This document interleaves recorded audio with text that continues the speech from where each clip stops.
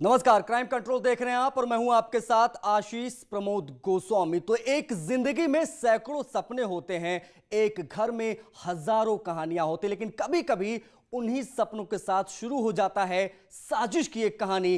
कहानी भी एक खौफनाक साजिश की है जिसमें 3 किरदार हैं, मां, बेटी और वो।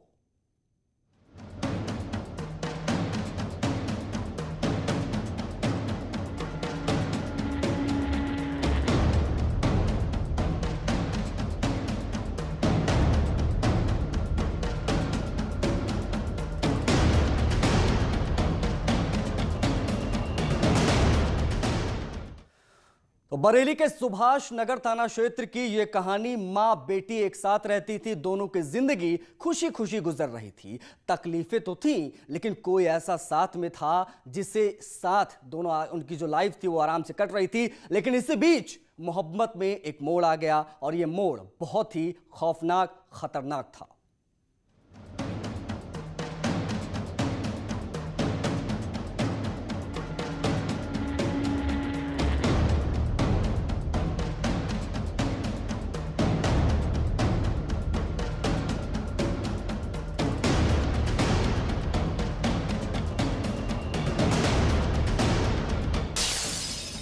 बीस अगस्त 2020, जगह करेली गांव, जिला बरेली।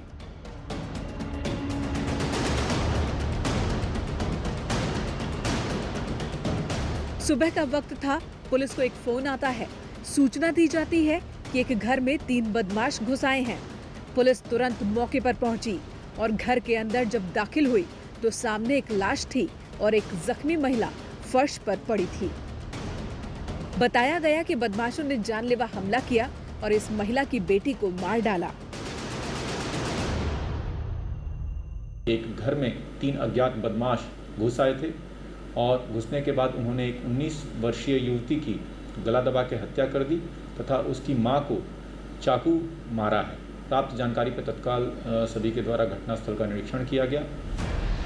पुलिस घर के अंदर वारदात की जांच कर रही थी। कोई कुछ बता नहीं पा रहा था कि कौन आया था और क्यों हत्या कर चला गया। घर का मुआयना करने के बाद पुलिस को शक हो गया था कि इस हत्याकांड में कुछ तो गड़बड़ है।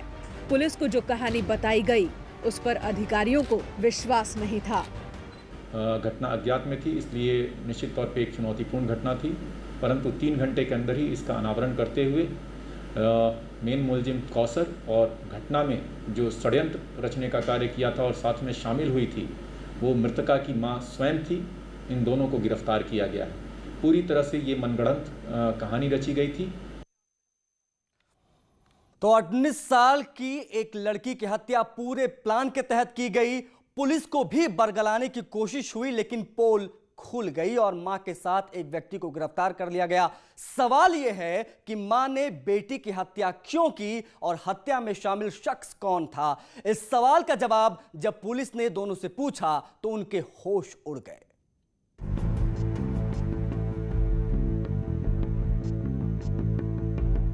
कहते हैं प्यार कब और किससे हो जाए कोई नहीं जानता। 19 साल की उस्मा को भी नहीं पता था, लेकिन ये भी कहा जाता है कि धुआं वहीं उठता है जहां पर आग होती है।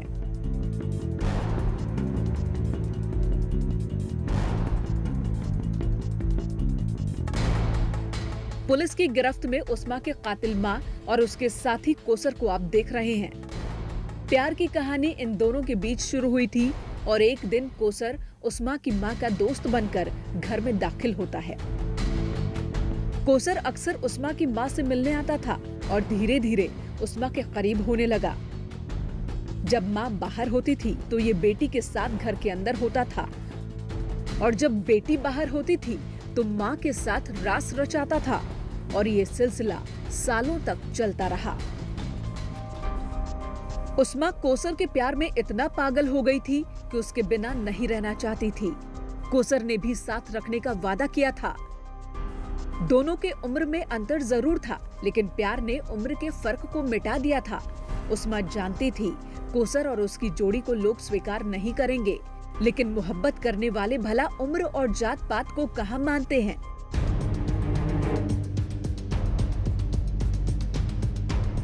दूसरी ओर उस्मा की मां भी कोसर की दीवानी थी। वो नहीं चाहती थी कि उन दोनों के बीच में कोई तीसरा आए, लेकिन एक दिन उस्मा ने शादी करने का प्रस्ताव रख दिया। इस प्रस्ताव से कोसर को फर्क नहीं पड़ा, लेकिन मां के होश उड़ गए। पहले तो उसने समझाया, लेकिन जब 19 साल की उस्मा नहीं मानी तो रास्ते से हटाने का प्लान बना लिया। उसकी मां के संबंध जो आरोपी कौसर है उसके साथ थे। कौसर के घर में भी ये बात पता चल गई थी, तो उसके घर में भी कला था, और यहाँ पर चूँकि माँ और बेटी दोनों के साथ उसके संबंध थे, तो यहाँ भी चीज़ें तनावपूर्ण हो रही थी। कोसर अपने परिवार के दबाव में था, साथ ही उस्मा की मां भी बेटी को मारना चाहती थी और इसलिए दोनों ने गला दबाकर उस्मा की हत्या कर दी और घर में बदमाशों के हमले का नाटक रचा। पूछताछ में कोसर ने अपना गुनाह कबूल कर लिया। अफेयर चल लिया था सर, हम लोगों का अफेयर चल लिया था सर। माँ से भी था, माँ से उनकी तो कुछ बात ऐसी हो गई थी, देख लिया था उन्होंने, तब ये गुस्से में हो गया था। प्रेमी की मां ने तो उस्मा ने अपनी मां को इसके साथ आपत्तिजनक स्थिति में देख लिया था, लेकिन सच ये है कि वो पहले से जानती थी कि मां और कोसर के बीच अवैध संबंध है। फिर भी वो कोसर से शादी करना चाहती थी, लेकिन आरोपी का कहना है कि इसने शादी के लिए दबाव डाला था और उस्मा ने मना कर दिया था। शादी के दबाव डाला था मैंने, उन्होंने मना कर दिया था लड़की ने, तो मैंने ठीक है मत करना, इनके साथ में देख लिया था मुझे, तब ऐसा हुआ था। इसके बाद दोनों ने तुरंत प्लान बनाया और उस्मा की हत्या कर दी। अवैध संबंधों को जीने के लिए मां ने बेटी को मार डाला। दुपट्टे से गला मैंने मसोद दिया। फिर कैसे कहा तुमने हत्या कैसे की? दुपट्टे से सर। लेकिन सवाल ये है कि मां की गर्दन पर चाकू किसने मारा? दरअसल इस मर्डर का रुख मोड़ने के लिए कोसर ने आरोपी मां की गर्दन पर हल्का वार किया था, ताकि पुलिस को बताया जा सके कि बदमाशों ने हमला किया था, जिसमें वो बच गई। इनके चाकू ऐसे लगा था, छुरी बाहर रखी हुई थी, तो मेरा हाथ ऐसे चल गया था इधर। लेकिन पुलिस ने 3 घंटे में ही इन दोनों की साजिश का पर्दाफाश कर दिया। इनके करतूतों को सबके सामने ला दिया और गिरफ्तार कर जेल भेज दिया। इस विवाद को खत्म करने के लिए उसकी मां ने अपने प्रेमी के साथ मिलकर बेटी की हत्या कर दी। पुलिस ने वारदात का खुलासा कर दिया है। हालांकि इस पूरे मामले से एक बार रिश्ते फिर कलंकित जरूर हुए हैं। बरेली से हरीश शर्मा की रिपोर्ट। उसकी उम्र महज 17 साल थी। जिस उम्र में बाकी लड़कियां बड़े बड़े सपने सजोती हैं, वो उस उम्र में पढ़ाई लिखाई के साथ साथ घर का कामकाज भी करती थी। जानवरों को चारा डालना हो, उन्हें खेतों की ओर ले जाना हो, और भी बहुत कुछ काम वो करती थी। लेकिन 17 तारीख को जब वो अपने घर से जानवरों को लेकर निकली तो फिर वापस नहीं लौटी और 3 दिन के बाद गांव के बाहर नदी में उसका शव बरामद हुआ।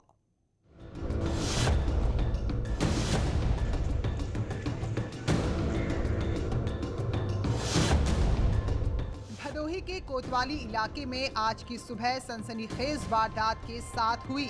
लोगों की नींद खुली ही थी कि सुबह सुबह पुलिस की फौज गांव में जमा हो गई।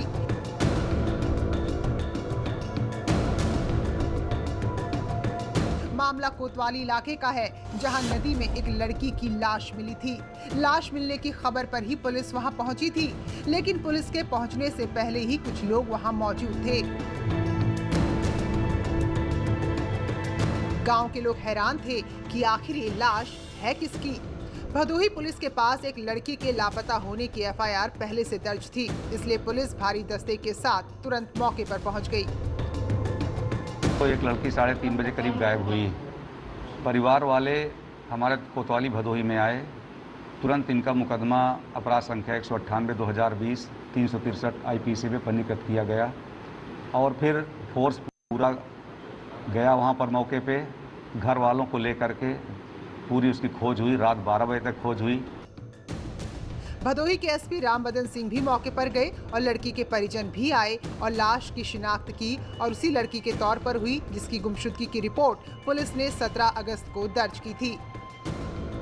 बॉडी मिली तो मैं भी मौके पर गया था और फिर उसका पोस्टमार्टम कराया गया। घर वालों ने जिन व्यक्तियों का नाम लिया था उनको हिरासत में लिया गया, उनसे पूछताछ की जा रही है रात में इसका पोस्टमार्टम हुआ। पोस्टमार्टम में जो रिपोर्ट आई उसमें आया कि इस बच्ची की मृत्यु पानी में डूबने से हुई। तो अब तक ये साफ हो चुका था कि ये लाश उसी लड़की की है जो 17 अगस्त को लापता हुई थी। परिजनों ने भी डेड बॉडी की शिनाख्त कर दी, जिसके बाद पुलिस ने डेड बॉडी को पोस्टमार्टम के लिए भेज दिया। लेकिन पोस्टमार्टम की जब रिपोर्ट आई तो सभी हैरान रह गए, परिजनों में टकराव हो गया।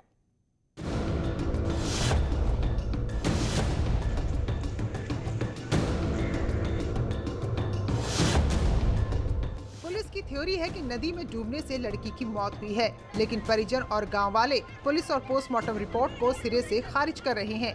लड़की के परिजनों की माने तो रेप के बाद उसकी हत्या कर लाश को नदी में फेंक दिया गया। रेप और हत्या का आरोप गांव के ही भट्टा मालिक पर लगा है। गांव के लोग भी परिजनों के समर्थन में हैं और सड़क पर उतरकर पुलिस की कार्यशैली पर सवाल उठा रहे हैं।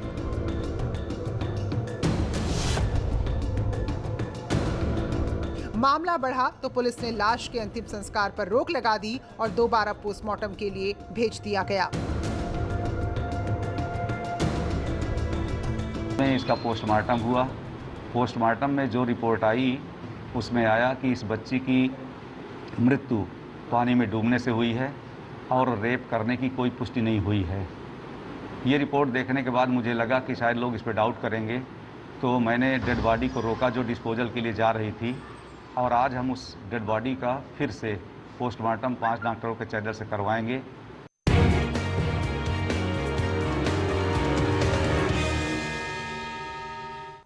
अब डॉक्टर के विश्वासघात की कहानी आपको दिखाते हैं, जिसमें डॉक्टर ने अपनी मोहब्बत का मर्डर कर दिया और उसके बाद बताया कि हां, मैंने योगिता को मार डाला।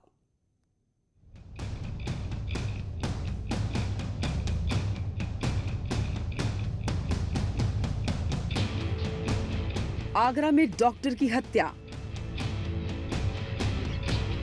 मोहब्बत करने का दावा करने वाले ने ही मार डाला।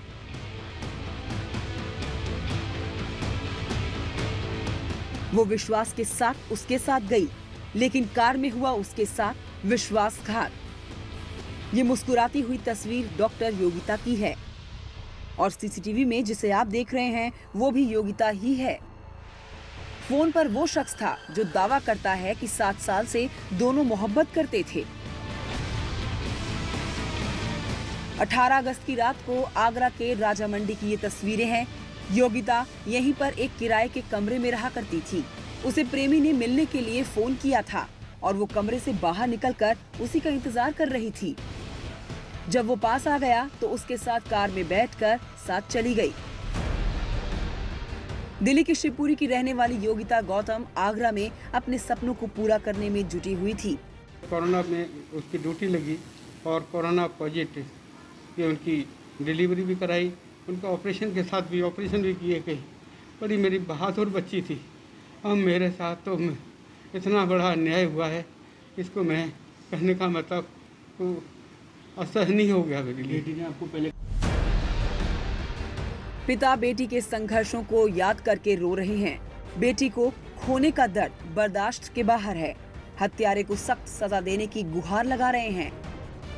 ऐसा पता चल रहा सीसीटीवी से कि जैसे विंडो खुली उसको खींच लिया और खींच करके उसको ले गया और उसने जाके इसका मर्डर कर दिया। ऐसे को कठोर से कठोर जो हो सकती है ऐसी सजा दी जाए, जिससे कि दूसरे लोगों को ऐसा सबक मिले, दूसरा सबक मिले कि कोई ऐसा काम कर देते, जघन्य अपराध करने से पहले एक बार सोचिए।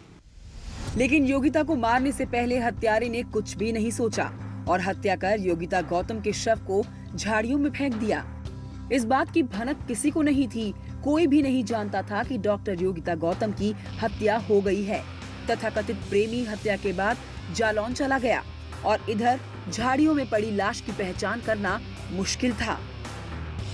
जब कई घंटों तक योगिता के घर वालों से बात नहीं हुई तो वो डर गए। पहले तो इधर उधर फोन करके जानकारी हासिल करने लगे, लेकिन जब वक्त ज्यादा बीत गया तो पुलिस के पास गुमशुदगी की रिपोर्ट दर्ज कराने पहुंचे।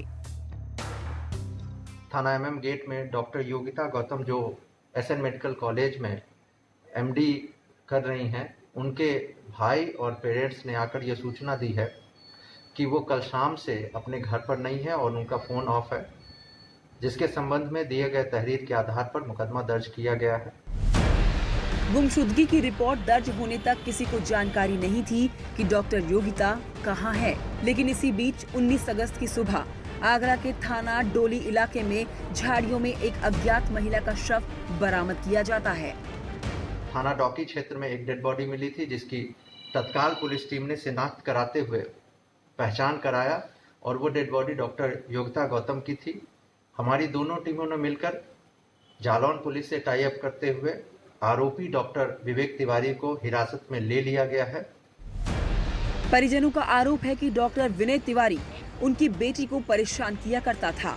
सवाल ये है कि आखिर डॉक्टर विनय तिवारी क्यों परेशान करता था।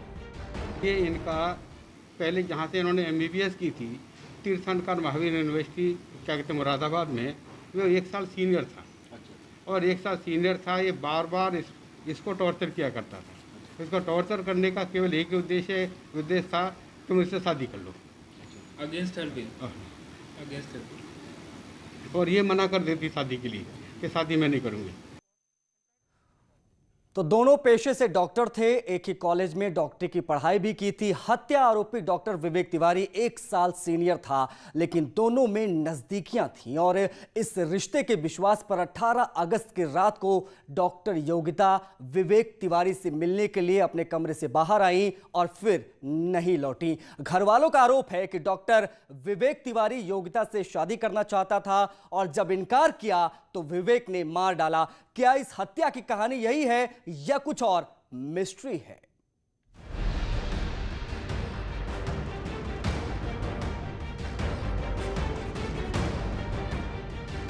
ये तस्वीरें डॉक्टर योगिता गौतम और डॉक्टर विवेक तिवारी की हैं।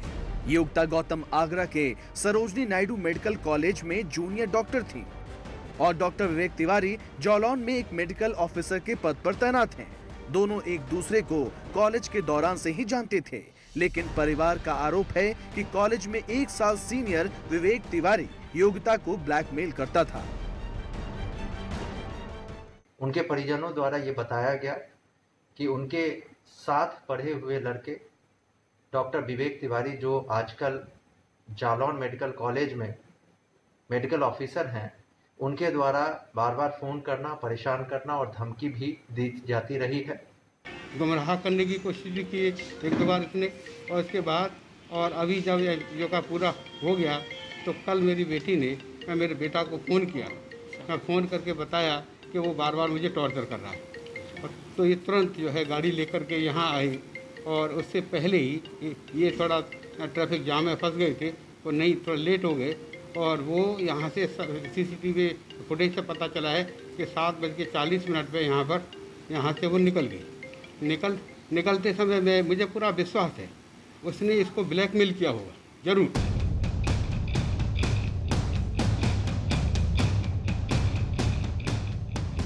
डॉक्टर योगिता जब अपने कमरे से निकलकर सड़क पर आई, उस वक्त की तस्वीरें CCTV में कैद हो गईं। वो रास्ते पर विवेक तिवारी का इंतजार कर रही थी और जिंदा योगिता की यही एक आखिरी तस्वीर है। इसके बाद 19 अगस्त की सुबह योगिता की लाश मिली और शिनाख्त होने पर हत्यारोपी की तलाश शुरू हो गई। पिता की तहरीर पर पुलिस का सबसे पहला शक विवेक तिवारी पर गया और उसकी गिरफ्तारी के लिए जालौन पुलिस से संपर्क किया। 20 अगस्त को पुलिस ने विवेक तिवारी को गिरफ्तार कर लिया। गिरफ्तारी के बाद विवेक ने अपने गुनाह को ऐसे कबूल किया मानो उसने कोई भी अपराध नहीं किया हो। हत्या करने की कहानी इस तरह सुना रहा था कि मानो किसी की जान लेना कोई मामूली काम हो। मैं डॉक्टर विवेक तिवारी जालौन से डॉक्टर योगिता से मिलने के लिए शाम को करीबन 6 से 6:30 के बीच में आया था। हमारे रिलेशन तकरीबन 7 सालों से थे। जालौन से आगरा की दूरी करीब 5 घंटे में तय करने के बाद विवेक तिवारी डॉक्टर योगिता से मिलने पहुंचा था। इसने पहले योगिता को अपनी कार में बिठाया और फिर राजा मंडी से आगे बढ़ गया। लेकिन सवाल ये है कि आखिर जिसे 7 साल से जानता था, जिसके ऊपर जान छिड़कता था, उसकी जान क्यों ले? इस बीच में लास्ट बार मीटिंग के दौरान डॉक्टर योगिता जब मेरी कार में बैठी तो शुरुआत से ही इतने झगड़े स्टार्ट हो गए और इतनी ज़्यादा हॉट टॉक स्टार्ट हो गई कि जिसमें मुझे परिजनों का कहना है कि विवेक तिवारी किसी भी सूरत में योगिता से शादी करना चाहता था, लेकिन योगिता को ये मंजूर नहीं था। उसके ब्लैकमेल करने पर मिलने जाती थी और जिसकी जानकारी वो अपने परिजनों को भी देती थी। बेटी ने एक दो बार मुझे बताया था, ये विवेक तिवारी है, डॉक्टर विवेक तिवारी, ये इनका पहले जहाँ से इन्होंने MBBS की थी तीर्थंकर महावीर यूनिवर्सिटी क्या कहते हैं मुरादाबाद में, वो 1 साल सीनियर था। और 1 साल सीनियर था। ये बार बार इसको टॉर्चर किया करता था। इसको टॉर्चर करने का केवल एक उद्देश्य था, तुम इससे शादी कर लो। शायद शादी के लिए ही दोनों के बीच कार के अंदर विवाद हुआ हो। विवेक तिवारी खुलकर नहीं बता रहा कि आखिर कार के अंदर क्या बात हुई, लेकिन जुर्म कैसे किया, वारदात को अंजाम कैसे दिया, बहुत ही आराम से बता रहा है।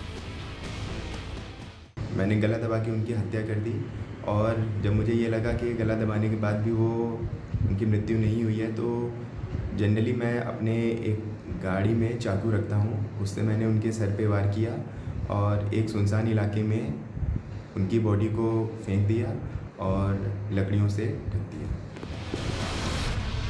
इस वारदात से योगिता का परिवार टूट चुका है, लेकिन हत्या के आरोपी विवेक तिवारी पर इसका कोई असर नहीं है। ऐसा लग ही नहीं रहा कि जिसके साथ 7 फेरे लेने का सपना देख रहा था, उसकी हत्या करने के बाद ये सामान्य स्थिति में कैसे है। डॉक्टर योगिता गौतम की हत्या का पुलिस ने जब खुलासा किया तब पता चला कि उसी के बॉयफ्रेंड डॉक्टर विवेक तिवारी ने उसकी हत्या की है। डॉक्टर विवेक तिवारी ने गला घोंटकर और चाकू मारकर डॉक्टर योगिता की हत्या की थी। दरअसल दोनों लोग एक ही साथ पढ़ते थे और दोनों ने एक साथ मेडिकल की पढ़ाई की थी। दोनों के बीच लगातार संबंध चले आ रहे थे और दोनों लोग शादी भी करना चाहते थे, लेकिन किसी बात को लेकर अनबन हो गई, लिहाजा शादी की बात नहीं हो पाई। फिलहाल पुलिस ने डॉक्टर विवेक तिवारी को गिरफ्तार कर लिया है और जेल की सलाखों के पीछे भेज दिया है। आरिफ खान, न्यूज़ 18, आगरा। खबरें